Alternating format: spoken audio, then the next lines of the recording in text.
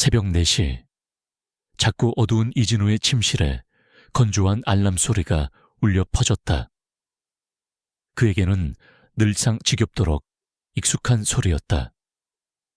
수십 년간 단련된 몸은 알람이 두 번째 울리기도 전에 자동적으로 먼저 반응했다. 진우는 손을 뻗어 알람을 껐다. 정확하고 군더더기 없는 움직임이었다. 옆에서 자던 아내 박소연이 잠결에 짜증스러운 소리를 내며 이불을 머리끝까지 끌어당겼다. 들릴 듯 말 듯 아주 작은 한숨이 진우의 가슴에서 새어나왔다. 그는 소리 없이 침대에서 내려와 나무 바닥을 거의 소리 없이 걸었다. 서울 중산층 아파트에 방 3개짜리 집은 크지 않았지만 가족 구성원 각자가 개인 공간을 갖기에는 충분했다. 진우 자신이 점점 더 보이지 않는 존재가 되어가는 공간이기도 했다. 어둑한 형광등, 불빛 아래 욕실에서 진우는 거울을 들여다보았다. 그의 얼굴에는 55해의 세월이 새겨진 주름이 가득했고 짧게 깎은 머리는 희끗희끗한 부분이 제법 많았다. 하지만 그의 눈은 여전히 날카로운 무언가를 깊은 집중력을 담고 있어 주변 사람들은 거의 알아채지 못했다. 왼쪽 관자놀이에 머리카락 경계선에 거의 숨겨진 희미한 흉터만이 그가 오래전에 깊이 묻어둔 다른 삶, 다른 인생에 유일하게 보이는 흔적이었다. 그는 단호하고 효과적인 면도질로 수염을 깎고 찬물로 샤워를 했다. 군 시절부터 버리지 못한 습관이었고 아침에 서연이 무심코 그의 차가운 피부에 닿을 때마다 느끼는 불쾌감에도 아랑곳하지 않았다. 진우가 낡은 회색 경비원복으로 갈아입을 무렵 부엌에서는 약간의 인기척이 나기 시작했다. 헝클어진 머리와 아직 잠이 덜 깬 얼굴의 서연이 커피를 타고 있었다. 그녀는 남편을 쳐다보지도 않고 마치 외워버린 노래처럼 단조로운 목소리로 말했다. 이번 달 정기세 또 올랐어요. 당신이 건물 관리인한테 얘기해서 좀 아낄 방법 없나 봐요. 당신 월급은 쥐꼬리만 한데 나 혼자 다 짊어져야 해요. 진우는 가볍게 고개를 끄덕였다. 알아볼게요. 언제나처럼 짧은 대답이었다. 알아본다고요. 서연이 회의적인 목소리로 되뇌었다. 매번 그렇게 말하죠. 제대로 된 적이 한 번이라도 있었어야지. 남들 남편은 이산이 부장님 하면서 주말마다 처자식 데리고 휴양 가는데 내 남편은 그녀는 말을 흐렸지만 진우의 제복을 훑어보는 시선이 모든 것을 말해주고 있었다. 바로 그때 28살 아들 이민혁이 긴 하품을 하며 부엌으로 들어섰다. 민혁은 작은 회사에 다니며 월급은 많지 않았지만 항상 유행에 민감하게 차려입고 씀씀이가 해펐다. 그는 아버지를 흘끗 보더니 어머니에게 말했다. 엄마, 용돈 좀 줘요. 월급날 아직 멀었어요. 서연은 한숨을 쉬었지만 지갑을 열었다. 또 돈 없어 뭘 그렇게 물 쓰듯 쓰는 거야. 툴툴거리면서도 아들에게 지폐 몇 장을 꺼내 주었다. 민혁은 고맙다는 말 한마디 없이 돈을 받더니 어젯밤 남은 찬밥으로 조용히 식사하는 진우를 향해 말했다. 아버지, 저 오늘 약속 있어서 늦어요. 문 잠그지 말고 계세요. 부탁이 아니라 명령조였다. 진우는 그저 하고 대답했다. 아들이 어디 가는지, 뭘 하는지 묻지 않았다. 물어봤자 소용없거나 짜증 섞인 대답만 돌아올 것을 알기 때문이었다. 아침 식사는 식기 부딪히는 소리와 서연의 끊이지 않는 한숨 소리를 제외하면 침묵 속에 진행되었다. 공기는 너무 무거워서 진우는 그 무게가 어깨를 짓누르는 것을 느낄 수 있었다. 그는 이런 상황에 익숙했다. 20여 년 전 모호한 건강상의 이유로 제대하고 이 경비원 일을 시작한 이후로 가족들은 그를 대하는 시선이 점차 변해갔다. 존경받던 남편이자 아버지에서 그는 그들의 눈에 그림자 같은 존재, 별 의미 없는 존재가 되어버렸다. 진우가 집을 나서려 할 때 딸 이수진과 사위 차동건이 도착했다. 26살의 수진은 아름답고 야망이 넘쳤으며 패션 회사에서 일했다. 30살의 동건은 젊은 영업팀장으로 자수성가한 자신의 성공에 늘 자부심을 느꼈고 장인에 대한 경멸감을 숨기지 않았다. 아버지 출근하세요. 수진이 의례적으로 인사하며 그의 제복을 빠르게 훑어보았다. 동건은 팔짱을 끼고 진우를 위아래로 훑어보았다. 장인어른, 아직도 그 건물에서 일하세요. 거긴 보안이 그렇게 복잡하지 않다고 들었는데 일도 편하시겠어요. 걱정하는 듯한 말투였지만 어렵지 않게 비꼬는 기색을 알아챌 수 있었다. 진우는 가볍게 고개를 끄덕였을 뿐 비아냥에 응수하지 않았다. 동건이 늘 자신을 깎아내려 자신을 지켜쓰려 한다는 것을 알고 있었다. 둘은 일찍 왔네. 엄마랑 아침 먹고 쇼핑 좀 같이 가려고요. 수진이 서연의 팔짱을 끼며 말했고 딸과 사위를 본 서연의 얼굴에는 그제야 약간의 화색이 돌았다. 이번 주말에 저희 회사에서 큰 행사 있거든요. 엄마가 제일 돋보였으면 좋겠어요. 맞아요, 장모님. 동건이 신이 난 목소리로 말을 이었다. 저희 부부가 이번에 큰 계약을 성사시켜서 사장님한테 두둑하게 보너스 받았거든요. 장모님, 마음껏 고르세요. 제가 쏠게요. 그는 진우를 흘끗 보며 만족스러운 미소를 지었다. 서연은 환하게 웃었다.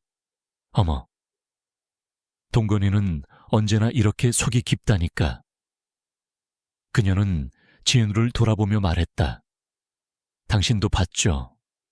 내 사위예요. 좀 배우세요. 진우는 아무 말 없이 조용히 신발을 신었다. 이런 화려한 대화 속에서 자신이 리시니 첼로웨키라는 것을 알고 있었다. 문을 나서기 전 그는 돌아서서 사랑하는 가족들을 한번 둘러보았다. 서연은 딸과 명품에 대해 수다를 떨고 있었다. 민혁은 휴대폰에 콜을 받고 있었다. 동건은 새로 산 채에 대해 자랑하고 있었다. 아무도 그를 보지 않았다. 그가 나지막이 말했다. 다녀오겠습니다. 아무런 대답도 없었다. 진우의 등 뒤로 문이 닫히고 그와 소위 가족이라는 존재 사이를 갈라놓았다. 집에서 그가 일하는 사무실 건물까지의 거리는 멀지 않았다. 진우는 버스비를 아끼고 혼자만의 시간을 갖기 위해 주로 걸어 다녔다. 그는 규칙적으로 허리를 곧게 펴고 주변의 모든 것을 관찰하며 걸었다. 오랜 직업적 습관이었다. 길모퉁이에서 어슬렁거리는 수상한 청년 무리를 발견했다. 그들의 옷차림과 행동거지가 그의 경계심을 자극했다. 그는 그들의 특징을 기억했다. 자연스러운 반사작용이었다. 진우가 일하는 건물은 B급 사무실 빌딩으로 그다지 호화롭지는 않았지만 낮에는 꽤 붐볐다. 그의 근무 시간은 아침 6시부터 저녁 6시까지였다. 주된 업무는 안내 데스크에 앉아 CCTV를 감시하고 가끔 각 층을 순찰하는 것이었다. 많은 사람들에게는 지루한 일이었지만 진우는 항상 진지하게 업무를 수행했다. 그는 모든 잠금 장치, 모든 비상구를 점검하며 모든 것이 규정대로 되어 있는지 확인했다. 때때로 젊은 사무직 직원들이 지나가면서 의례적으로 고개를 끄덕이거나 심지어 나이든 경비원의 존재를 알아채지도 못했다. 진우는 개의치 않았다. 그는 벽의 일부가 되는 것에 익숙했다. 한가한 시간, 로비에 사람이 없을 때 진우는 다른 동료들처럼 신문을 읽거나 휴대폰을 보지 않았다. 그는 종종 눈을 감고 몸의 긴장을 풀었지만 정신은 끊임없이 활동했다. 전술 훈련, 작전 계획, 생사를 함께했던 전우들의 얼굴을 떠올렸다. 고통스럽고 격렬했지만 그 과거는 여전히 그의 일부였다. 때때로 그는 자문했다. 만약 그날 제대 결정을 내리지 않았다면 그와 가족의 삶은 어땠을까? 그들이 그를 더 존경했을까? 아니면 그 일이 가져다줄 고통이 모든 것을 파괴했을까? 한 번은 지하층에서 작은 누전 사고가 있었다. 연기가 피어오르자 몇몇 직원들이 당황했다. 모두가 우왕좌왕하는 동안 진우는 침착하게 소형 소화기를 사용해 불길이 번지기 전에 진압하고 동시에 사람들을 질서 있게 대피시켰다. 그의 빠르고 결단력 있는 행동에 몇몇 사람들은 놀랐지만 이내 곧 잊어버렸다. 운이 좋았나 보지. 그들은 생각했다. 건물 관리부장이자 중년 남성인 김씨만이 그를 다른 눈빛으로 바라보았다. 김씨는 진우의 어깨를 두드리며 말했다. 잘하셨습니다, 이 선생님. 경험이 정말 귀중하시군요. 진우는 겸손하게 미소 지을 뿐이었다. 그는 또한 자신만의 방식으로 주변 사람들을 조용히 도왔다. 나이든 청소부 아주머니가 허리 통증을 자주 호소하는 것을 보고 그는 그녀의 청소용 카트를 좀 더 사용하기 쉽게 조절해 주었다. 아침 신문 배달, 소년의 자전거, 체인이 빠졌을 때 그는 소년이 눈치채지 못하는 사이 조용히 고쳐주었다. 아무도 모르는, 아무도 감사하지 않는 사소한 일들이었다. 하지만 진우는 계속했다. 그것은 그의 본능이었고 한때 보호를 맹세했던 군인의 본능이었다. 오후 근무 시간이 거의 끝나갈 무렵 진우의 휴대폰이 울렸다. 서연이었다. 당신 아직 퇴근 안 했어요. 그녀의 목소리가 다급해 보였다. 곧 끝나요. 무슨 일 있어요? 진우가 물었고 막연한 불안감이 밀려왔다. 민혁이가, 걔가 사람들한테 잡혀 있어요. 빚을 당장 갚지 않으면 안 풀어준대요. 서연의 목소리는 공포에 질려 있었고 울음소리가 섞여 나왔다. 당장 와요, 빨리요. 진우는 가슴이 답답해지는 것을 느꼈다.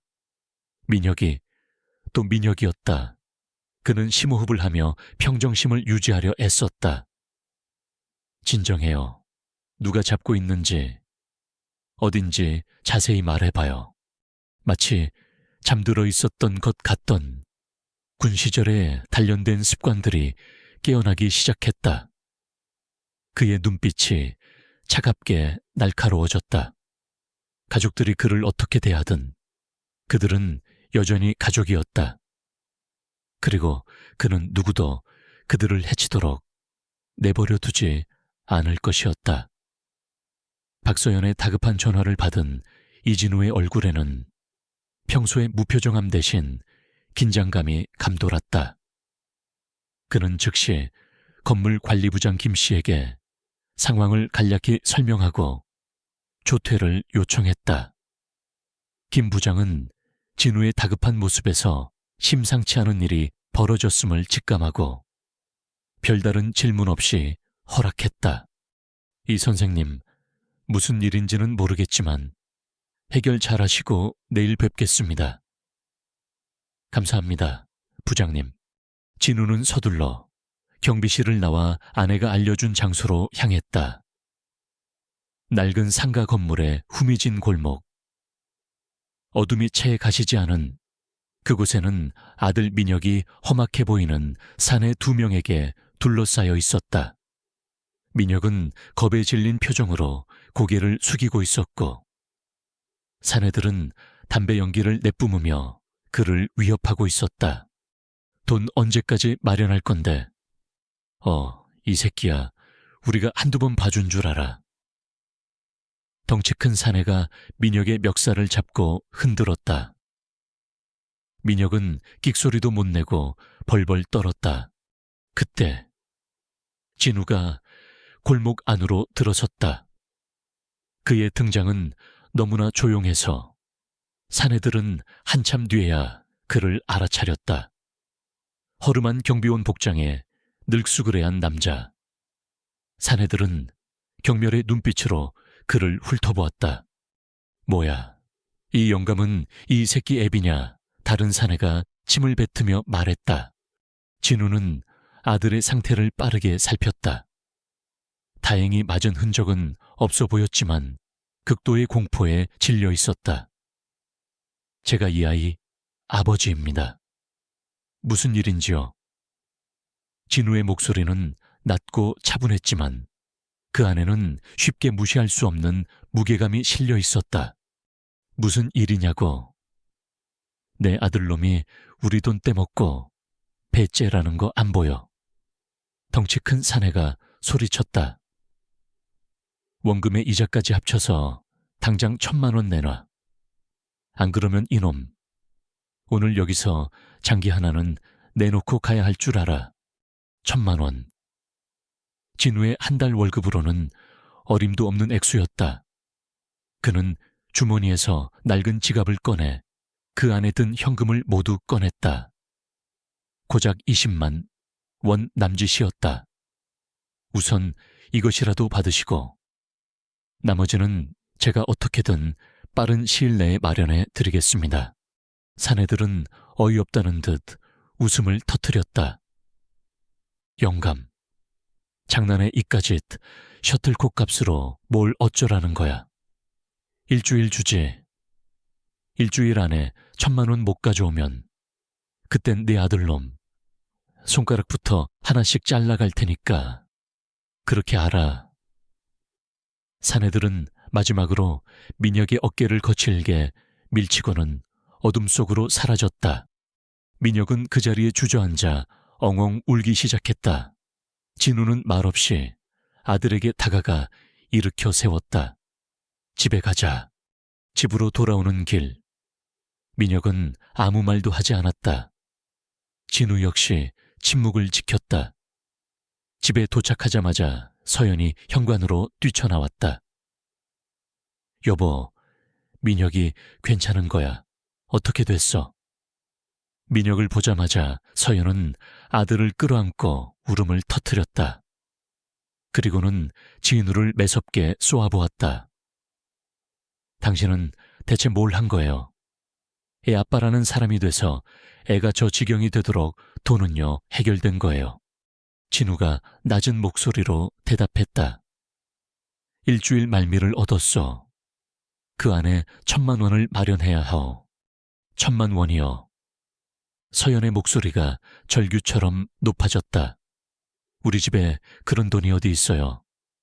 당신 월급 뻔히 알면서 당신은 정말 아무짝에도 쓸모없는 인간이야 이럴 때 아무런 힘도 못 되는 무능력한 가장. 서연은 바닥에 주저앉아 통곡했고 민혁은 방으로 도망치듯 들어가 버렸다. 진우는 그저 묵묵히 서 있을 뿐이었다. 그의 마음속 깊은 곳에서 차가운 분노와 깊은 슬픔이 소용돌이쳤지만 겉으로는 어떤 감정도 드러내지 않았다. 엎친 데 덮친 격으로. 그날 저녁 사위인 차동건이 파김치가 된 얼굴로 집에 돌아왔다. 평소의 거만함은 온데간데 없고 절망과 분노가 뒤섞인 표정이었다. 아내 수진이 걱정스럽게 물었다. 여보, 무슨 일 있었어요? 안색이 너무 안 좋아요. 동거는 소파에 몸을 던지듯 앉으며 넥타이를 거칠게 풀어헤쳤다. 망했어. 다 망하게 생겼다고. 네, 그게 무슨 말이에요?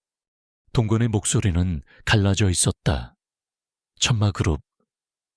그 악랄한 놈들이 우리 회사를 집어삼키려고 작정했어. 온갖 비열한 수를 다 쓰고 있다고 핵심 기술자들 빼가고 거래처에 압력 넣어서 계약 파기시키고 있지도 않은 루머 퍼뜨려서 회사 이미지 실추시키고 이대로 가다간 다음 주를 넘기기 힘들지도 몰라. 천마그룹. 최근 몇 년 사이 무섭게 성장한 대기업으로 공격적인 사업 확장과 무자비한 인수합병으로 악명이 높았다. 수진의 얼굴이 하얗게 질렸다. 그녀의 화려한 생활, 사교계에서의 지위 모든 것이 남편의 성공에 기반하고 있었다. 그럼 우린 어떻게 되는 거예요? 나도 몰라. 변호사도 만나봤지만 천마그룹을 상대로는 승산이 거의 없대. 그놈들 법망을 교묘하게 빠져나가면서 할 건 다 하는 족속들이야. 동거는 머리를 감싸주며 괴로워했다. 그는 애꿎은 진우에게 화풀이하듯 소리쳤다. 장인어른은 뭐 하시는 겁니까? 이럴 때 아무런 도움도 안 되시고 평소에 인맥이라도 좀 쌓아두셨어야죠. 하다못해 어디 돈이라도 빌릴 만한 구석이라도 있냐고요. 서연도 옆에서 거들었다. 그래요, 여보. 당신은 평생 뭐하고 산 거예요? 아는 사람 하나 없어요. 이렇게 가족들이 다 죽게 생겼는데 가만히 앉아서 보고만 있을 거예요. 가족들의 비난과 원망이 화살처럼 진우에게 쏟아졌다. 그는 아무런 변명도 하지 않았다. 그들의 눈에 비친 자신은 그저 무능하고 존재감 없는 늙은이일 뿐이라는 것을 잘 알고 있었다. 하지만 그의 침묵 속에서 날카로운 분석과 계산이 빠르게 이루어지고 있었다. 아들의 사채 문제, 사위 회사의 위기, 그리고 그 배후에 있는 천마그룹. 단순한 우연이 아닐 수도 있다는 생각이 그의 뇌리를 스쳤다. 진우는 조용히 동건에게 몇 가지를 물었다. 천마그룹이 주로 어떤 방식으로 일을 처리하는가? 그들이 노리는 핵심 기술이나 정보는 무엇이지? 자네 회사 내부에서 그들에게 협력하는 자가 있을 가능성은? 그의 질문은 핵심을 꿰뚫고 있었지만 절망에 빠진 가족들은 아무도 그 의도를 알아채지 못했다. 동거는 짜증스럽게 대답했다. 그런 걸 장인어른이 알아서 뭐 하시게요. 어차피 아무것도 못 하실 텐데요. 그날 밤 진우의 집은 절망과 분노, 그리고 서로를 향한 날 선말들로 가득 찼다. 서연은 남편의 무능함을 한탄하며 울었고 민혁은 방에 틀어박혀 나오지 않았다. 수진은 불안감에 떨며 남편을 다그쳤고 동거는 술을 마시며 괴로움을 달랬다. 모두가 잠든 깊은 밤, 진우는 홀로 거실에 앉아 있었다. 그의 눈은 어둠 속에서 형형하게 빛나고 있었다. 그는 낡은 수첩을 꺼내 무언가를 적기 시작했다. 천마그룹, 사채업자, 그리고 그와 관련된 몇몇 이름들. 그의 머릿속에서는 이미 보이지 않는 전쟁이 시작되고 있었다. 그는 가족들이 자신을 어떻게 생각하든 상관없었다. 중요한 것은 그들을 지키는 것이었다. 설령 그것이 또다시 자신을 어둠 속으로 밀어넣는 일이라 할지라도 그는 창밖으로 보이는 도시의 야경을 바라보았다. 수많은 불빛 아래 얼마나 많은 음모와 위험이 도사리고 있을까. 하지만 그는 두렵지 않았다. 수십 년간 잊고 지내려 했던, 그러나 결코 사라지지 않았던 그의 본능이 다시 깨어나고 있었다. 다음 날 아침, 이진우의 집안 분위기는 여전히 냉랭했지만 전날 밤에 격렬했던 폭풍은 잠시 소강 상태에 접어든 듯했다. 박서연은 눈이 퉁퉁 부은 채 아침 식탁에 앉아 있었고 이민혁은 자기 방에서 나올 생각을 하지 않았다. 차동건은 밤새 뒤척인 듯 피곤한 기색이 역력했지만 어딘가 모르게 불안한 희망을 품은 눈치였다. 이진우는 평소와 다름없이 새벽에 일어나 경비원 복장을 갖춰 입었다. 그의 표정이나 행동에서는 전날 밤 가족들이 겪었던 위기나 그가 느꼈을 법한 감정의 동요를 전혀 읽을 수 없었다. 그는 마치 아무 일도 없었다는 듯 늘 하던 대로 식탁 한쪽에서 찬밥에 김치로 간단히 아침을 해결했다. 그런 그의 모습은 박서연의 신경을 더욱 긁었다. 당신은 정말 태평하네요. 집안이 이렇게 풍비박산 날 지경인데. 밥이 넘어가요. 진우는 아무 대꾸 없이 식사를 마쳤다. 그리고는 평소처럼 출근길에 나섰다. 그러나 그의 발걸음이 향한 곳은 평소 이용하던 버스 정류장이 아니었다. 그는 인적이 드문 공중전화 부스로 들어가 낡은 수첩에 적힌 번호를 눌렀다. 신호음이 몇 번 울린 후 낮고 중후한 목소리가 흘러나왔다. 네, 나다. 그림자, 진우가 나지막이 말했다. 그림자는 과거 그가 활동했던 특수부대 시절의 암호명이었다. 수십 년 만에 입에 담는 이름이었지만 전혀 어색함이 없었다. 수화기 너머의 목소리가 잠시 침묵하더니 이내 한치의 흔들림 없는 톤으로 답했다. 오랜만입니다. 대장님, 무엇을 도와드릴까요? 대장이라는 호칭, 진우의 입가에 희미한 미소가 스쳐 지나갔다. 그를 그렇게 부를 수 있는 사람은 이제 몇 남지 않았다. 백호, 자네 도움이 필요하네. 시급 위협, 국내 발생, 대상 둘. 주소는 추후 전달하지. 그리고 비급 기업체 하나, 천마그룹일세, 현재 이노바텍 솔루션이라는 중소기업에 대한 적대적 인수 전술을 파악해야 하네. 정보전 및 공급망 교란 활동에 집중해주게. 극비 보안은 필수야. 이노바텍 솔루션은 사위 차동건의 회사 이름이었다. 알겠습니다. 확인했습니다. 대장님, 지시 대기하겠습니다. 간결한 통신이 끝나고 전화가 끊겼다. 진우는 수화기를 내려놓고 잠시 눈을 감았다. 백호. 과거 그의 충직한 부하이자 현재는 정보 분야에서 막강한 영향력을 가진 인물이었다. 그러면 분명 일을 깔끔하게 처리할 것이었다. 그날 오후 민혁에게서 전화가 걸려왔다. 잔뜩 겁에 질렸던 어제와는 달리 그의 목소리는 어리둥절함과 안도감이 뒤섞여 있었다. 아버지, 그 사채업자들한테서 연락이 왔는데요. 갑자기 이자도 동결하고 상환기간도 무기한 연장해 준다는데요. 이게 어떻게 된 일이죠? 자기들이 뭔가 착오가 있었다면서. 진우는 담담하게 대답했다. 그런가? 다행이군. 다시는 그런 일에 휘말리지 않도록 조심하게.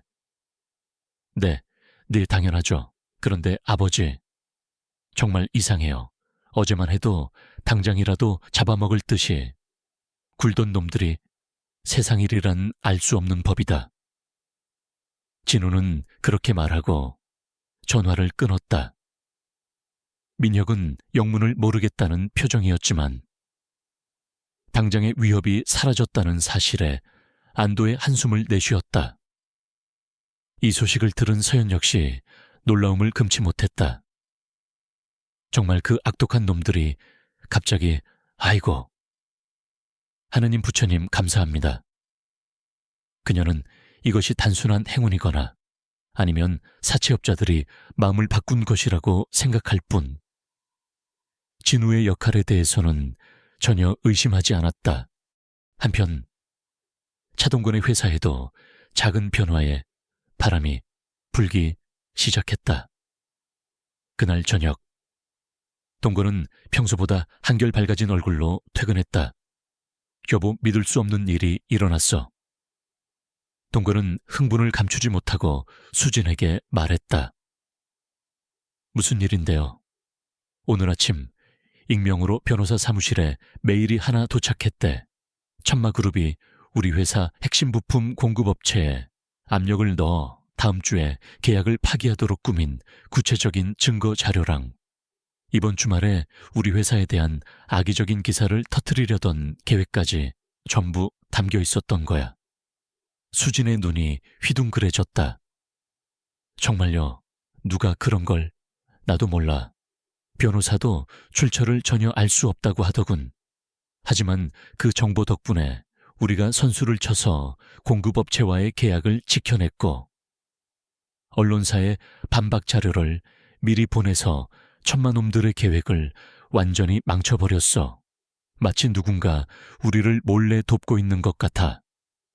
동건은 마치 전쟁에서 작은 승리를 거둔 장수처럼 의기양양했다. 그는 이 모든 것이 자신의 능력과 운 덕분이라고 생각하며 다시금 자신감을 회복하기 시작했다. 가족들은 연이어 일어난 이 기적 같은 일들에 대해 저마다 추측을 내놓았다. 민혁은 사채업자들이 갑자기 다른 큰 건에 연루되어 자신 같은 피라미는 신경 쓸 겨를이 없어진 것이라고 생각했다. 서연은 조상신이 도왔다며 안방에 조용히 고사를 지내기도 했다. 동건은 자신의 사업 수완이 아직 죽지 않았다며 으스댔다. 그 누구도 이 모든 일의 배후에 늘 말없이 구석에 앉아있는 무능한 가장 이진우가 있다는 사실은 꿈에도 생각하지 못했다. 진우는 여전히 아무 말 없이 그들의 대화를 듣고만 있었다. 그의 얼굴에는 어떤 감정도 드러나지 않았다. 그는 아침 일찍 출근하고 저녁 늦게 퇴근하는 일상을 반복했다. 아무도 그가 근무 시간 틈틈이 혹은 모두가 잠든 깊은 밤에 또 다른 전화들을 걸고 받는다는 사실을 알지 못했다. 그의 지시는 간결했지만 절대적이었고 수화기 너머의 목소리들은 한치의 망설임 없이 그의 명령을 수행했다. 며칠 후 민혁을 협박했던 사채업자 두목은 자신의 불법 사업장이 갑작스러운 세무조사와 경찰 단속을 받으며 거의 파산 지경에 이르렀다. 그는 자신이 건드려서는 안 될 사람을 건드렸다는 것을 뒤늦게 깨달았지만 이미 때는 늦었다. 그는 민혁의 근처에는 얼씬도 하지 않기로 맹세했다. 천마그룹 역시 자신들의 내부 정보가 경쟁사로 유출되고 있다는 사실에 발칵 뒤집혔다.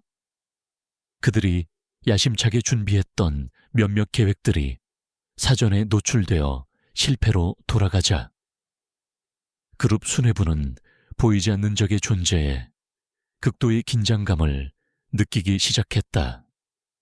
천마그룹의 회장, 악명 높은 독사 최망일은 이번 일의 배후를 캐내기 위해 혈안이 되었다. 진우는 이 모든 상황을 조용히 지켜보고 있었다. 그의 눈빛은 깊고 차분했지만 그 안에는 예리한 칼날 같은 것이 숨겨져 있었다. 이것은 시작에 불과했다. 가족들을 위협하는 어둠의 세력은 생각보다 깊고 강력했다. 그의 보이지 않는 손길이 조금씩 상황을 바꾸고 있었지만 그는 아직 안심할 수 없었다. 진짜 싸움은 이제부터였다. 그는 자신의 정체를 드러내지 않으면서 어떻게 이 위기를 헤쳐나가야 할지 조용히 다음 수를 계획하고 있었다. 가족들은 여전히 그의 존재를 거의 의식하지 못했다. 오히려 약간의 문제가 해결되자 다시 그를 향한 불평이 고개를 들었다. 서연은 사채 문제는 어찌어찌 해결됐는지 몰라도 동건의 회사 문제는 아직 산 넘어 산이에요. 당신은 뭐 하나 시원하게 해결해 주는 게 없다니까 라며 타박을 놓기 일쑤였다. 진우는 그 모든 것을 묵묵히 받아들였다. 그의 어깨는 더욱 무거워졌지만 그의 의지는 더욱 굳건해졌다. 천마그룹의 최망일 회장은 격노했다. 야심차게 추진하던 이노바텍 솔루션 인수 계획에 연이어 차질이 생기자 그의 심기는 극도로 불편해졌다. 내부 정보 유출과 예상치 못한 방해 공작. 이것은 단순한 우연이나 중소기업의 발악으로 치부할 수 없는 일이었다. 최 회장은 즉시 그룹 보안실장 강철민을 호출했다. 강철민은 과거 특수부대에서 잔뼈가 굵은 인물로 최 회장의 가장 어두운 뒷치를 처리하는 해결사였다. 강 실장, 이노바텍 건 말이야. 아무래도 뒤에 뭔가 있는 것 같아. 보이지 않는 손이 자꾸 우리 일을 방해하고 있어. 최 회장의 목소리는 낮았지만 살기가 어려 있었다. 누가 우리 앞길을 막는지. 그 배후를 철저히 조사해 쥐새끼 한 마리라도 빠져나가지 못하게 해. 알겠습니다. 회장님, 즉시 착수하겠습니다. 강철민의 눈빛이 차갑게 빛났다. 그는 정의 요원들을 풀어 이노바텍 주변과 차동건 그리고 그의 가족들까지 샅샅이 훑기 시작했다.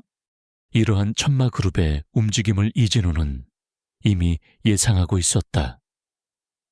백호를 통해 전달받는 정보는 그의 판단이 틀리지 않았음을 보여주었다.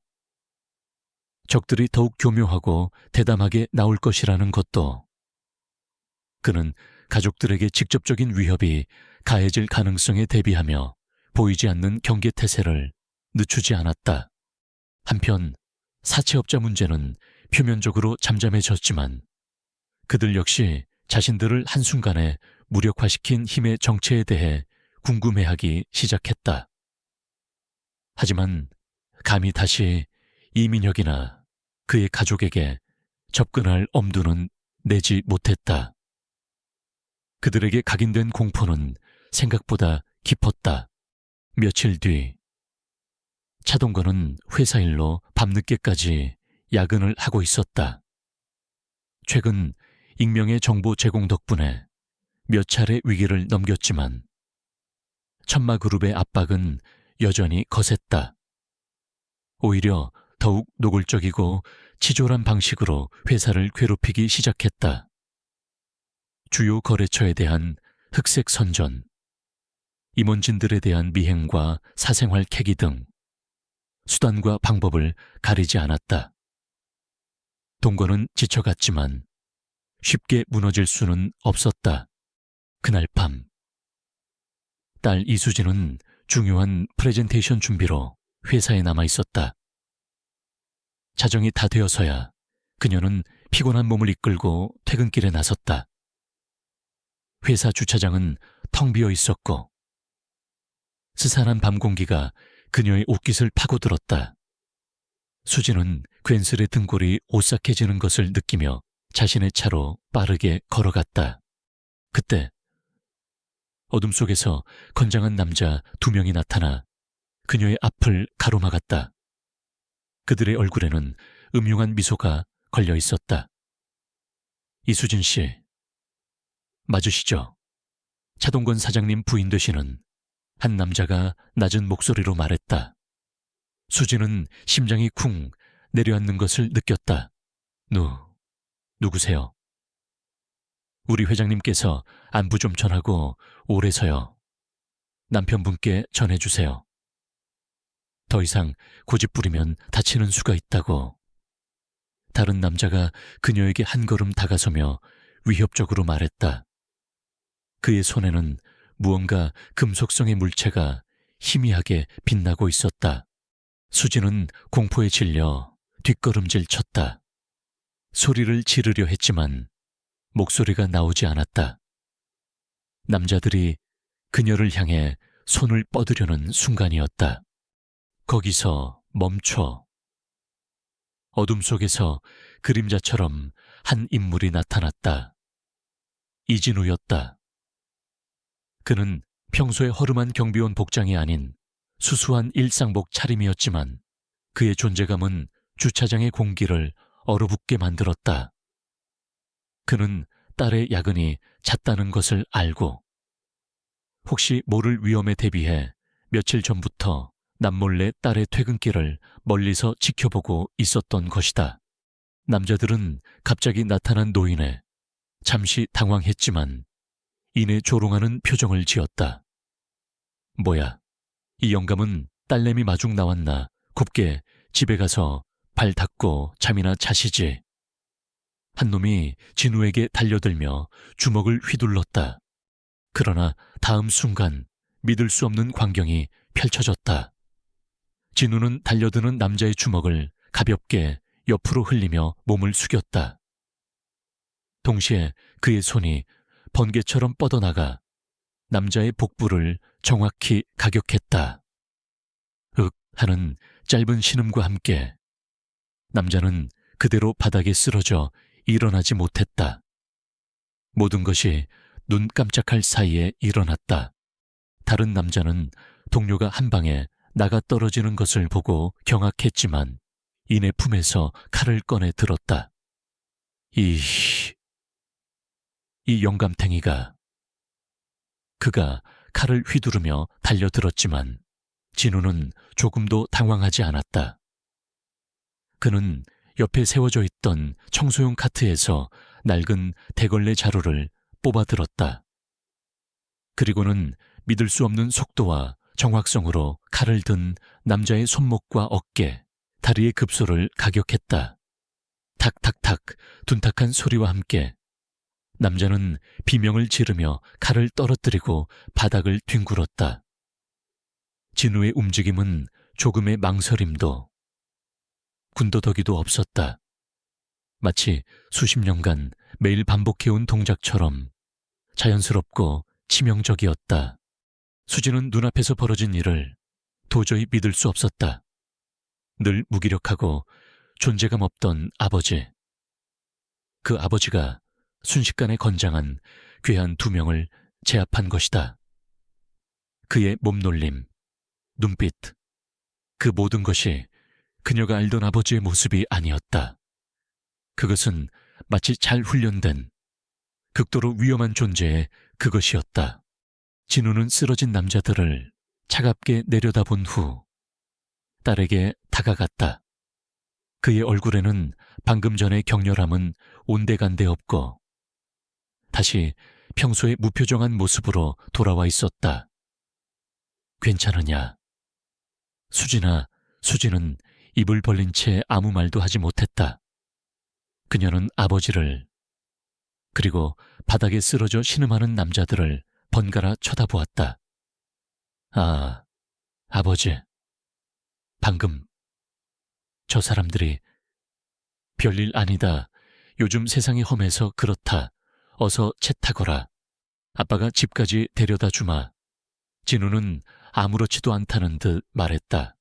수지는 멍하니 고개를 끄덕이고 채 올랐다. 진우가 운전석에 앉아 시동을 걸었다. 집으로 돌아오는 내내 차 안에는 무거운 침묵이 흘렀다. 수지는 혼란스러웠다. 방금 자신이 본 것은 무엇이었을까? 아버지는 정말로 그저 운이 좋아서 혹은 괴한들이 약해서 그들을 물리친 것일까? 아니었다. 아버지의 그 절도 있고 치명적인 움직임은 결코 평범한 노인의 것이 아니었다. 마치 오랫동안 잊고 지냈던 아버지의 다른 모습, 숨겨진 얼굴을 본 것 같은 기분이었다. 집에 도착해서도 수지는 계속해서 아버지의 모습을 떠올렸다. 그녀는 아버지에게 슬쩍 물었다. 아버지, 아까 그 사람들 정말 괜찮으시겠어요? 경찰에 신고해야 하는 거 아니에요? 이미 도망가고 없을 게다. 그리고 네 엄마 걱정하시니 이 일은 우리 둘만 알고 있자꾸나. 진우는 여전히 담담했다. 그의 손등에 희미하게 긁힌 자국이 있는 것을 수지는 놓치지 않았다. 아버지는 그것을 숨기려는 듯 소매를 살짝 끌어내렸다. 그날 밤, 수지는 잠을 이룰 수 없었다. 아버지의 수수께끼 같은 모습이 머릿속을 떠나지 않았다. 과거 아버지가 군인이었다는 사실은 알고 있었지만 구체적으로 어떤 일을 했는지에 대해서는 한 번도 자세히 들어본 적이 없었다. 늘 무능하고 답답하게만 여겼던 아버지. 어쩌면 자신과 가족들은 아버지를 너무나 모르고 있었던 것은 아닐까. 아버지의 그 침묵 뒤에는 상상조차 할 수 없는 과거가 숨겨져 있는 것은 아닐까. 의심의 씨앗은 그렇게 수진의 마음속에 뿌려졌다. 그녀는 아버지의 진짜 모습을 알고 싶어졌다. 주차장에서의 충격적인 사건 이후 이수진의 머릿속은 온통 아버지 이진우에 대한 생각으로 가득 찼다. 그날 밤 아버지가 보여준 모습은 그녀가 지난 수십 년간 알고 있던 무기력하고 평범한 경비원의 모습과는 너무나도 달랐다. 그 간극은 의심을 낳았고 의심은 진실을 향한 갈망으로 이어졌다. 수지는 아버지의 숨겨진 과거를 알아내기로 결심했다.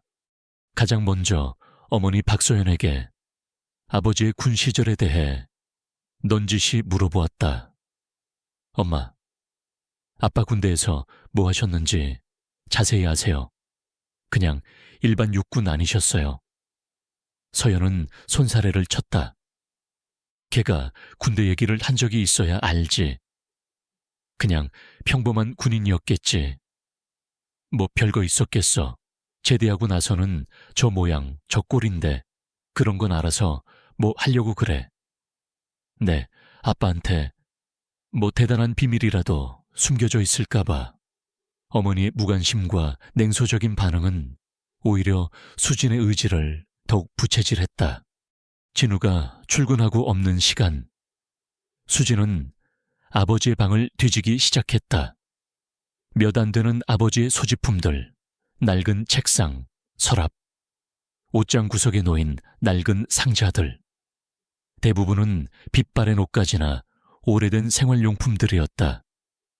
실망감이 밀려올 무렵, 수진은 옷장 깊숙한 곳에서 자물쇠로 잠긴 작은 나무 상자를 발견했다. 자물쇠는 낡았지만 단단해 보였다. 수진은 잠시 망설였지만 이내 머리핀을 이용해 조심스럽게 자물쇠를 열었다. 상자 안에는 먼지 쌓인 물건 몇 가지가 들어있었다. 푸른 별이 새겨진 낡고 빛바랜 훈장 하나, 정글을 배경으로. 지금보다 훨씬 젊고 강렬한 눈빛의 아버지가 3명의 다른 군인들과 함께 찍은 흑백 사진 한 장. 사진 속 군인들의 얼굴은 하나같이 굳어 있었고 그들의 군복은 일반 병사의 것과는 달라 보였다. 사진 뒷면에는 희미하게 바랜 글씨로 이렇게 적혀 있었다. 작전명 여명의 칼날, 생존자들. 그리고 또 하나, 오래되어 누렇게 변색된 신문 조각. 아주 작은 기사였는데 국가안보를 위한 이름 없는 영웅들의 숭고한 희생이라는 제목 아래 어떤 비밀 군사 작전에 대한 모호한 설명과 함께 흐릿한 사진이 실려 있었다. 사진 속 한 인물의 실루엣이 왠지 모르게 아버지와 닮아 보였다. 수지는 심장이 세차게 뛰는 것을 느꼈다. 여명의 칼날, 생존자들. 이것은 결코 평범한 군 복무의 흔적이 아니었다. 아버지는 단순한 경비원이 아니었다. 그녀가 전혀 알지 못했던 위험하고 영웅적인 과거를 숨기고 있었던 것이다. 그날 저녁, 수지는 떨리는 마음으로 사진을 들고 진우에게 다가갔다. 아버지, 이게 뭐예요? 여명의 칼날이라니요. 이건 단순한 군 복무가 아니셨잖아요. 사진을 본 진우의 얼굴이 순간 굳어졌다. 그의 눈빛이 깊고 어둡게 가라앉았다. 평소의 무표정함 뒤에 숨겨져 있던 어떤 격렬한 감정이 스쳐 지나가는 듯했다. 수진아, 진우가 낮은 목소리로 말했다. 그건 아주 오래전 일이다. 더 이상 묻지 마라. 그건 네가 알 필요 없는 과거다. 하지만 아버지, 가서 네 할 일이나 하거라. 진우의 목소리는 단호했다. 더 이상의 대화를 거부하는 명확한 의사 표현이었다. 수진은 더 이상 아무것도 물을 수 없었다. 하지만 아버지의 반응은 그녀의 의심을 확신으로 바꾸어 놓았다. 아버지는 무언가 엄청난 비밀을 간직하고 있었다. 그리고 그 비밀은 결코 가볍지 않은 무게를 지니고 있는 듯했다.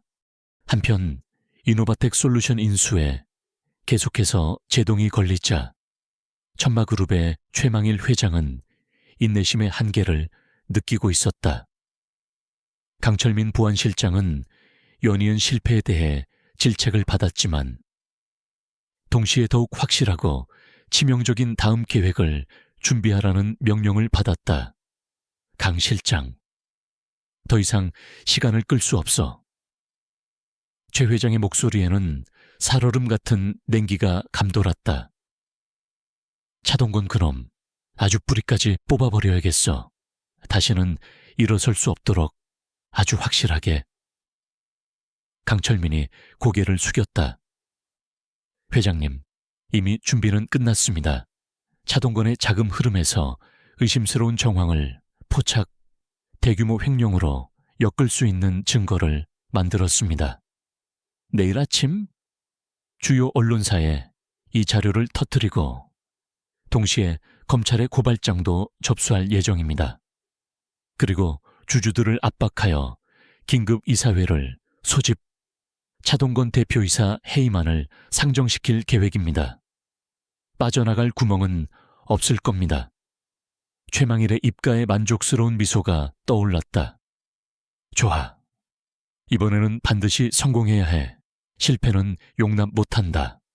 그들의 음모가 진행되는 동안 진우는 백호를 통해 천마그룹의 심상치 않은 움직임을 감지하고 있었다. 정보는 단편적이었지만 그것들을 종합한 결과는 명확했다. 적들이 최후의 일격을 준비하고 있다는 것을, 그리고 그 일격은 가족 전체를 파멸로 몰아넣을 수 있을 만큼 치명적이라는 것을 진우는 더 이상 암중모색이나 소극적인 방어만으로는 가족을 지킬 수 없다는 것을 깨달았다. 이제는 정면으로 맞서 싸워야 할 때가 온 것이다. 그의 침묵은 끝났다. 그는 다시 한번 공중전화로 향했다. 이번에는 단순한 정보 요청이 아니었다. 수십 년간 잠들어 있던 옛 전우들을 깨우는, 전투를 알리는 신호였다. 백호, 그리고 흑표에게도 전하게. 폭풍전야, 상황이다. 최 회장이 내일 아침 동시다발적으로 움직일 거다. 둥지를 보호해야 한다. 예전 방식대로 신속하고 조용하게. 그의 목소리는 강철처럼 차갑고 단단했다. 과거 수많은 사선을 함께 넘었던 전우들에게 내리는 지령이었다. 수화기 너머에서는 짧지만 결연한 대답만이 돌아왔다. 알겠습니다. 대장님. 진우는 수화기를 내려놓고 어둠이 내리기 시작하는 도시를 바라보았다. 그의 눈빛은 폭풍 전의 고요함처럼 깊고 차분했지만 그 안에는 모든 것을 불태워버릴 듯한 결연한 의지가 타오르고 있었다. 내일 이 도시는 또 다른 하루를 시작하겠지만 그에게는 수십 년 만에 다시 맞이하는 전쟁의 시작이었다. 그는 자신의 모든 것을 걸고 이 싸움에 임할 준비가 되어 있었다. 가족을 위해서라면 그는 다시 그림자가 되는 것을, 아니, 그보다 더한 존재가 되는 것도 마다하지 않을 터였다. 다가올 폭풍의 그림자가 짙게 드리워지고 있었다. 그리고 그 중심에는 한때 여명의 칼날이라 불렸던 부대의 전설적인 지휘관, 이제는 평범한 경비원으로 살아가는 이진우가 서 있었다. 다음 날 아침, 예고된 폭풍이 마침내 이진우의 가정을 덮쳤다. 아침 뉴스 헤드라인은 온통 차동건의 이름으로 도배되었다. 이노바텍 솔루션, 차동건 대표, 수백억 원대 횡령 혐의 포착, 검찰, 이노바텍 솔루션 정역, 압수수색 예정. 자극적인 제목과 함께 차동건의 얼굴 사진이 전국으로 송출되고 있었다. 집안은 그야말로 아수라장이었다. 차동건은 얼굴이 새하얗게 질린 채 소파에 망견자실하게 앉아 있었고, 연신 말도 안 돼, 이건 음모야 라고 중얼거렸다. 이수진은 남편 곁에서 울먹이며 그를 다독이려 했지만 그녀 자신도 극도의 불안감에 휩싸여 있었다. 박서연은 거실을 이리저리 오가며 어쩌면 좋아, 이제 우리 집안은 다 망했어, 길바닥에 나앉게 생겼다고 라며 절규했다. 이민혁은 겁에 질려 방구석에서 어쩔 줄 몰라 했다. 이 모든 혼란 속에서 이진우만이 홀로 침착했다. 그는 말없이 창밖을 응시하고 있었지만 그의 평소와 다른 미세한 긴장감을 수지는 감지했다. 아버지의 어깨는 굳게 닫혀 있었고 눈빛은 마치 사냥감을 노리는 맹수처럼 예리하게 빛나고 있었다. 그때 진우의 낡은 휴대폰이 짧게 울렸다. 그는 누구에게도 들리지 않게 낮은 목소리로 짧게 통화했다. 시작됐군. 내 집에서 접촉 준비하게. 얼마 지나지 않아. 요란한 벨소리와 함께 현관문이 거칠게 두드려졌다. 동건이 공포에 질린 눈으로 진우를 바라보았다. 진우는 말없이 현관으로 향했다. 문을 열자 검은 정장을 입은 사내 대여섯 명이 서 있었다. 그들의 선두에는 냉혹한 인상의 강철민 보안실장이 서 있었다. 차동건 씨 계십니까? 강철민이 사무적인 말투로 물었다. 검찰 조사에 협조해 주셔야겠습니다. 저희와 조용히 동행하시죠. 그의 눈빛은 차동건을 이미 범죄자로 단정하고 있었다. 그의 부하들이 집 안으로 발을 들여놓으려 했다. 바로 그 순간 진우가 그들의 앞을 가로막았다. 그의 왜소해 보이는 몸이 철옹성처럼 느껴졌다. 내 집이요. 그리고 내 허락 없이는 아무도 들어올 수 없어. 진우의 목소리는 낮았지만 거부할 수 없는 힘이 담겨 있었다. 강철민은 어이없다는 듯 코웃음을 쳤다. 영감님, 비키시죠. 이건 공무집행 방해입니다. 괜히 늙음하게 험한 꼴 당하기 싫으시면.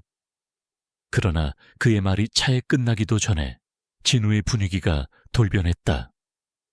허름한 경비원의 모습은 온데간데 없이 사라지고 수십 년간 봉인되어 있던 전사의 모습이 드러났다. 그의 눈빛은 빙하처럼 차가워졌고 온몸에서는 살기마저 느껴졌다.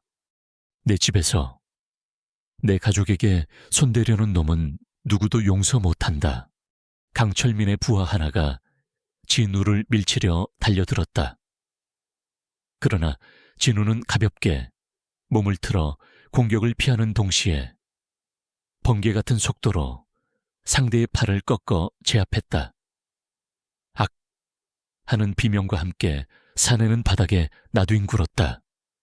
거실에 있던 가족들은 눈앞의 광경에 입을 다물지 못했다. 다른 사내들이 동시에 달려들었지만 진우의 움직임은 그보다 빨랐다. 그는 거실의 탁자를 발로 차서 방패 삼아 그들의 접근을 막고 순식간에 그들 사이로 파고들었다. 그의 손과 발이 정확하고 치명적인 각도로 뻗어 나갔다.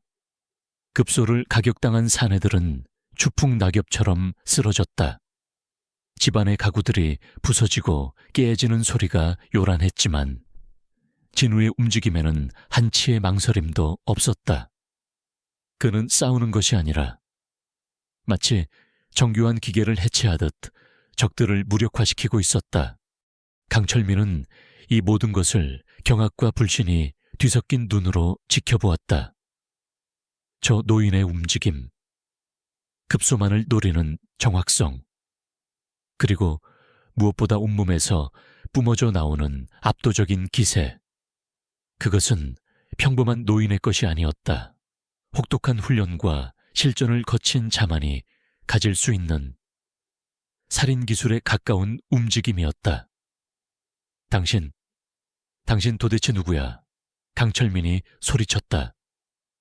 그 역시 특수부대 출신이었기에 진우의 움직임이 얼마나 비범한 것인지 누구보다 잘 알 수 있었다.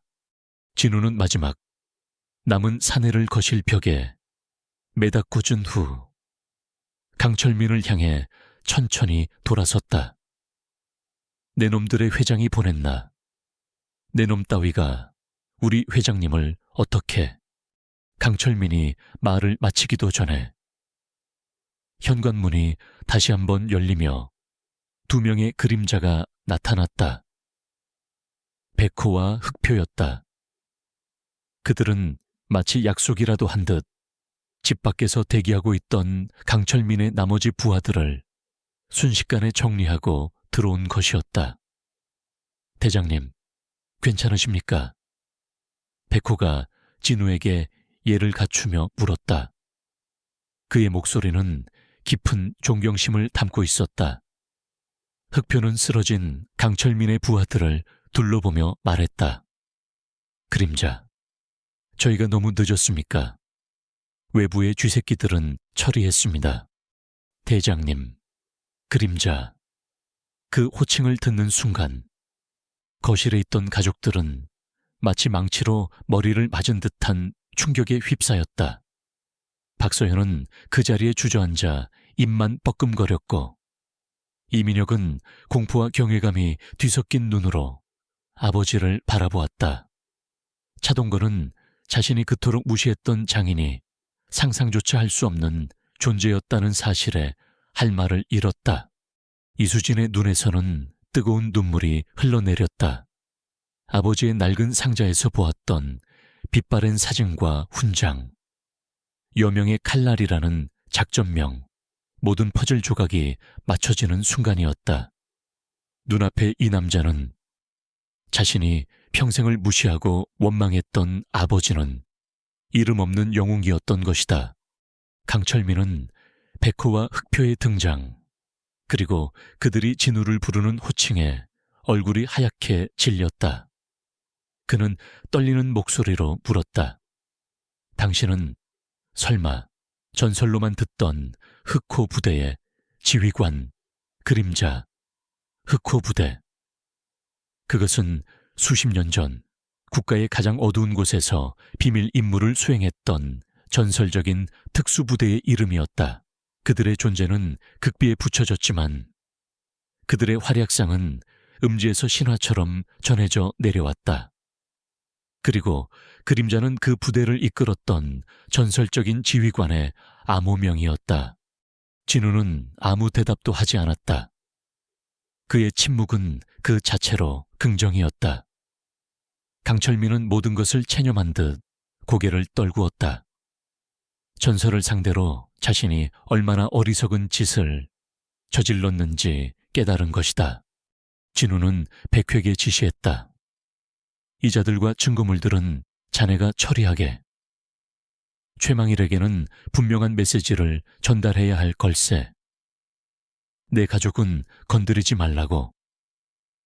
알겠습니다. 대장님, 다시는 이런 일이 없도록 확실히 처리하겠습니다. 백호는 단호하게 대답했다. 백호와 흑표가 강철민과 그의 부하들을 끌고 사라지자 거실에는 무거운 침묵만이 남았다. 부서진 가구들, 깨진 유리 조각들 사이로 이진우는 피곤한 기색으로 서 있었다. 그의 숨결이 약간 거칠었다. 그는 천천히 가족들을 돌아보았다. 충격과 불신, 그리고 이제는 알 수 없는 경외감으로 자신을 바라보는 가족들의 얼굴.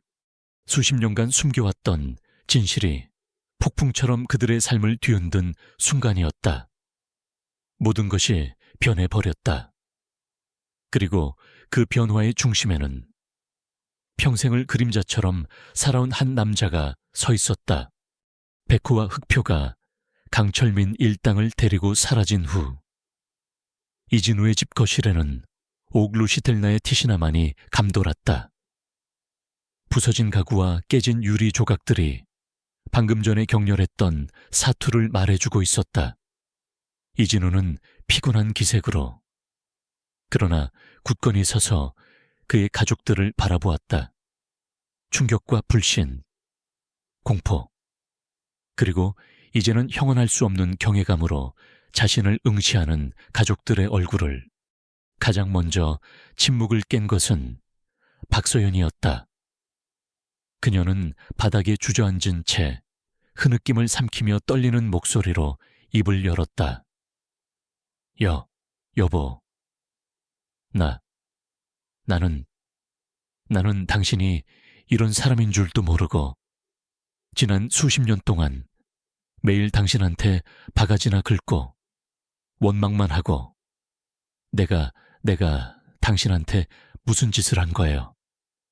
그녀의 목소리는 죄책감과 회한으로 갈라져 있었다. 수십 년간 남편에게 퍼부었던 모진 말들과 무시가 주마등처럼 스쳐 지나가는 듯했다. 자신이 그토록 하찮게 여겼던 남편이 사실은 상상조차 할 수 없는 무게를 짊어지고 가족을 지켜온 영웅이었다는 사실은 그녀의 세계를 송두리째 흔들었다. 그녀는 더 이상 말을 잇지 못하고 오열했다. 이수진은 조용히 눈물을 흘리며 아버지에게 다가갔다. 그녀의 눈에는 원망이 아닌 깊은 존경과 죄스러움이 어려 있었다. 아버지, 왜 저희에게 아무 말씀도 안 하셨어요? 그동안 얼마나 힘드셨어요? 저희는 그것도 모르고 아버지의 낡은 상자에서 보았던 빛바랜 사진과 훈장, 여명의 칼날, 이제야 모든 것이 이해가 되었다. 아버지는 단순한 군인이 아니었다. 그는 어둠 속에서 국가를 위해 싸웠던 이름 없는 영웅이었고 그 과거를 숨긴 채 평범한 경비원으로 살아가며 가족들을 묵묵히 지켜왔던 것이다. 자신은 그런 아버지에게 철없는 투정과 무시로 일관했다. 수지는 가슴이 미어지는 듯한 아픔을 느꼈다. 이민혁은 방구석에서 덜덜 떨고 있었다. 그는 자신이 알던 아버지와 방금 괴한들을 제압하던 전사의 모습 사이에서 혼란스러워했다. 그에게 아버지는 늘 무능하고 답답한 존재였다. 하지만 오늘 아버지는 자신과 가족을 지키기 위해 괴물 같은 힘을 발휘했다. 그는 처음으로 아버지라는 존재의 무게를 느꼈다. 그는 고개를 숙인 채 아무 말도 하지 못했다. 부끄러움과 죄송함에 얼굴을 들 수가 없었다. 차동건은 이미 바닥에 무릎을 꿇고 있었다. 그의 오만하고 거만했던 모습은 온데간데 없었다. 장인어른, 제가 정말 죽을 죄를 지었습니다.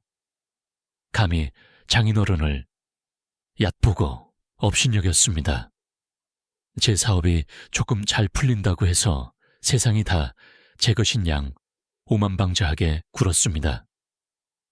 장인어른께서 이 모든 것을 해결해 주신 것도 모르고 저는 정말 구제불능의 인간입니다.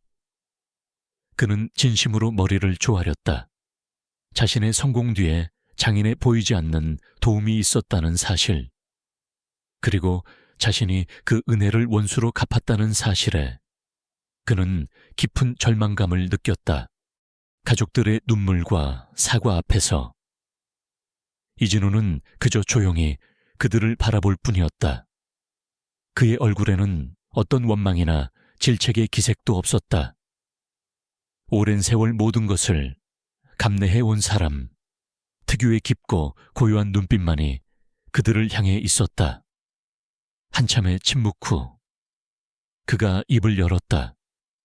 그의 목소리는 여전히 낮고 차분했지만 그 안에는 가족들을 향한 깊은 애정이 담겨 있었다. 다 지난 일이다. 그는 천천히 말을 이었다. 나는 그저 너희들이 평범하고 안전하게 살기를 바랐을 뿐이다. 내 과거가 너희들의 삶에 짐이 되게 하고 싶지 않았다. 그의 말은 길지 않았지만 그 안에 담긴 진심은 가족들의 가슴을 파고들었다. 수십 년간 그가 홀로 짊어져야 했던 고독과 책임감의 무게가 고스란히 전해져 오는 듯했다. 최만길 회장과 천마그룹은 더 이상 너희들을 위협하지 못할 것이다. 동건이 자네 횡령 혐의도 곧 해결될 걸세. 진우가 덧붙였다. 백호가 이미 모든 조치를 취해놓았을 터였다. 그날 이후 이진우의 집에는 놀라운 변화가 찾아왔다. 냉랭하고 무관심했던 분위기는 온데간데 없이 사라지고 어색하지만 따뜻한 온기가 감돌기 시작했다. 박소연은 남편에게 진심으로 사죄하고 이전과는 완전히 다른 사람이 되었다. 그녀는 매일 진우가 가장 좋아하는 음식을 정성껏 준비했고 그의 건강을 살뜰히 챙겼다. 더 이상 남과 비교하거나 불평하는 대신 남편의 존재 자체에 감사하는 법을 배웠다. 이민혁은 철없는 아들에서 벗어나 처음으로 아버지에게 존경심을 표현했다. 그는 아버지에게 먼저 말을 걸고 서툴지만 집안일을 돕기 시작했다. 아버지의 어깨를 주무르며 아버지, 이제 제가 지켜드릴게요.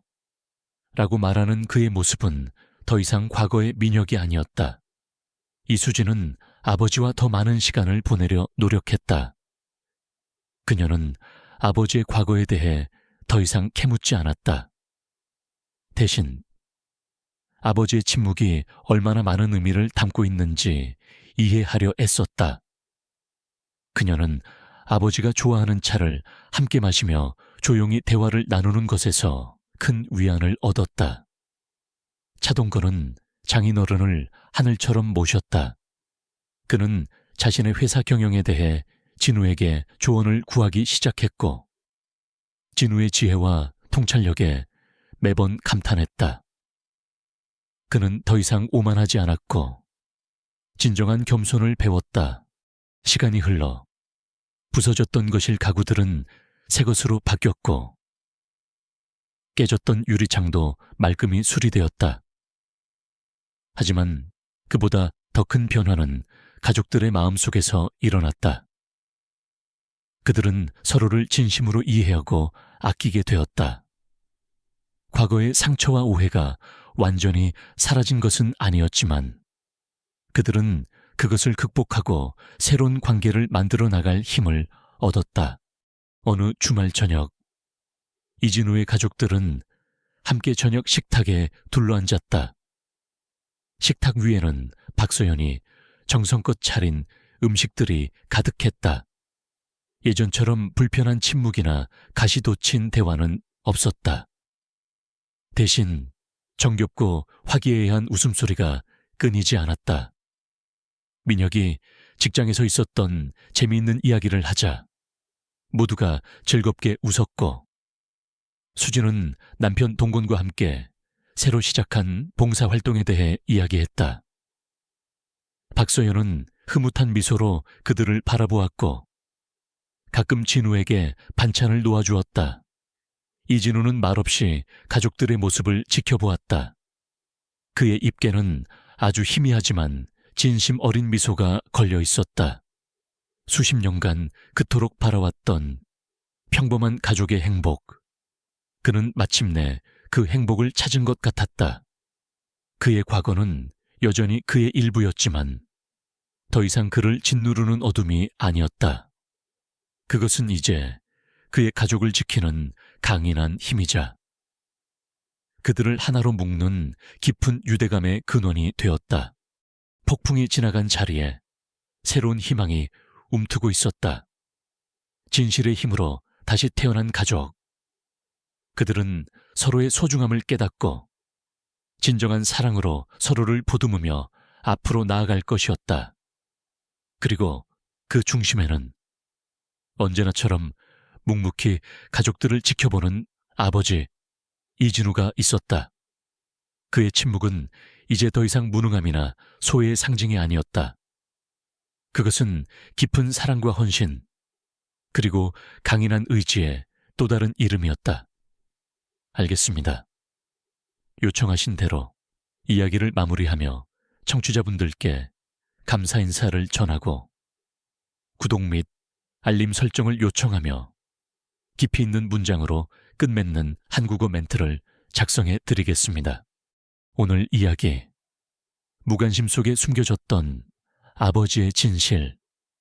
편을 끝까지 경청해 주신 청취자 여러분께 진심으로 감사드립니다. 저희 채널의 다음 이야기도 기대되신다면 구독 버튼과 알림 설정을 꼭 부탁드립니다. 여러분의 따뜻한 관심과 응원이 저희에게는 창작의 가장 큰 힘이 됩니다. 그리고 기억해 주십시오. 가장 깊은 침묵이야말로 때로는 가장 위대한 사랑의 외침일 수 있다는 것을.